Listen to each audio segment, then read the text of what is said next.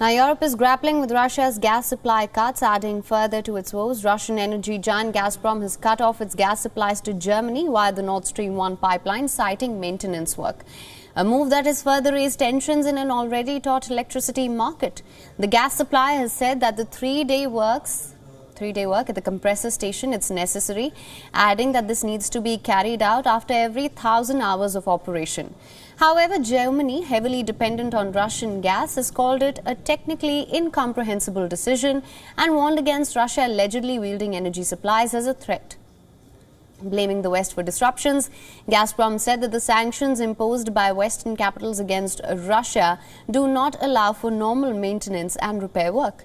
Amidst the gas crisis, European Commission President Ursula von der Leyen called out Moscow, saying that the electricity market was no longer functioning because there is one actor, Russia, that is systematically trying to destroy it and to manipulate it. The EU chief's remarks came one day after Baltic Sea Energy Security Summit that concluded in Copenhagen on Tuesday. Meanwhile, 7 Baltic Sea countries, Finland, Sweden, Estonia, Latvia, Lithuania, Poland and Denmark, announced a 7-fold increase of wind power production by 2030 in Northern Europe, in a bid to, of course, free the region from its dependence on Russian natural gas. Now, for more on this, we're being joined by Sarah Coates from Paris. Thank you so much for joining us, Sarah.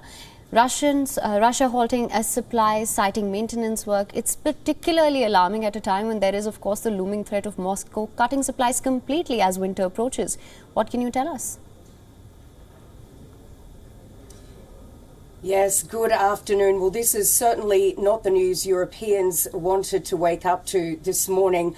As we know, as you just mentioned, the gas supply from this Russian energy giant Gazprom has been switched off through the Nord Stream pipeline there. Although tomorrow here in Paris was supposed to be the day that it was switched off to France, with Gazprom citing contractual disagreements with Paris.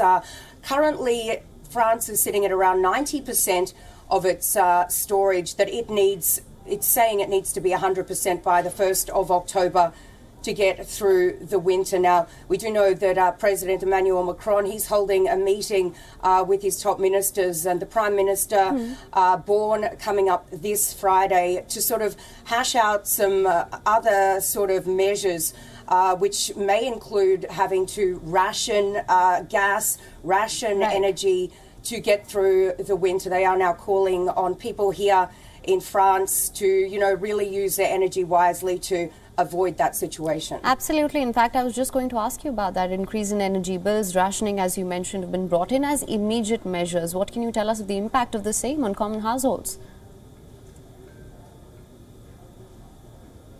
Yeah, so right now, France is working to get a number of its aging nuclear reactors back online in time for winter. Of course, this will be a mammoth task. Most of them, as I mentioned, are very old. Also, there's a mothballed coal-fired power plant, which they're looking at bringing online to get these households more energy coming up. And, ministers here are really hoping that it won't be a particularly cold winter ahead, although they are confident currently that they may be able to get up to 100% by October 1st. Right. Now, also, when we talk about measures such as wind power, most of the plans that have been brought in to reduce dependency on Russian gas, they're not going to yield any significant results in the short to medium term. What alternatives then does the bloc have? Yeah, well, look, this really does highlight the dependence of Europe on Russian gas. And currently, in Brussels, they are talking about other measures for the long term, even more green measures to really cut back on this reliance on Russian gas. With so much money spent on this, over the last few decades. So currently, European leaders are looking at alternative ways to be able to supply these European countries with the gas that is needed.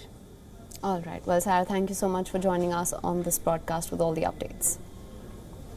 WION is now available in your country. Download the app now. Get all the news on the move.